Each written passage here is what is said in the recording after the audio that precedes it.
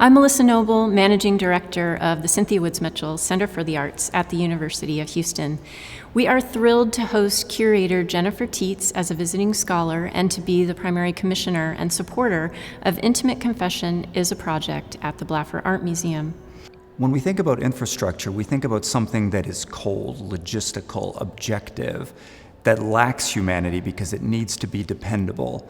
But with this exhibition, Jennifer is actually looking at the way that infrastructure and intimacy can mirror one another, and that the idea that infrastructure, something that is invisible and embeds itself within structure, can very much be a lens for humanity to live, and the way that we see the human operating within these realms through texture, through materiality, through the body, and through the performance.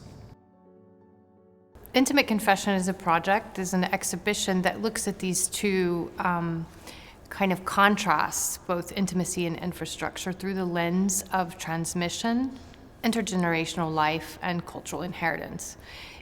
I'd say that cultural inheritance is like the cusp here, or the crux of meaning.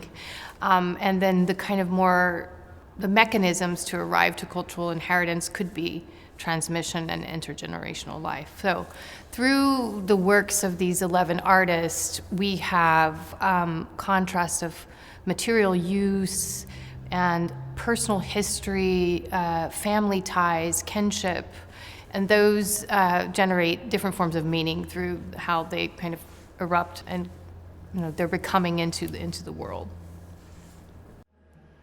This process brought me into a connection with animism and entanglement. Projecting the different scenes on these holographic screens within the room creates these reflections and diffractions. And so there are new moments when the scenes touch and the glitch becomes further contaminated as it unravels these scenes and allows us to sense our part in them and to continue to move through them and create new temporalities and relationships. When I was researching this show, I came to Houston on several site visits, and the way that I work is more about like an immediate type of research. So I just look at what's happening around me with the architecture, with the sidewalks, with the climate, with all of these things. What I was really drawn to, and what I've actually found pretty exciting now that the work is installed, is just seeing how it's actually participating with this built environment and with people. And when you put them on the ground, people will step on them, they'll be invited to touch it, they'll be invited to explore it in a way that when you're in a museum, you're using different senses. My work, it actually evolved out of just this larger idea of like thinking about this kind of post-human world that I was building and designing. So you see like a lot of reclaimed materials like Bibles and spindles and columns, or like metal parts to machines that I find ways to kind of reframe into memories from my past or my upbringing, or just having even like operating as like a new mechanism in some way, as opposed to the original design or function for the materials.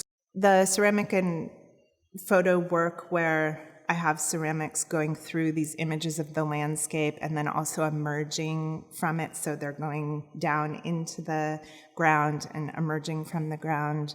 For me, that's really about giving a kind of visual to how we can think about what is below the surface. The works where I'm really making something out of there being an above and a below and an emergence and a submergence.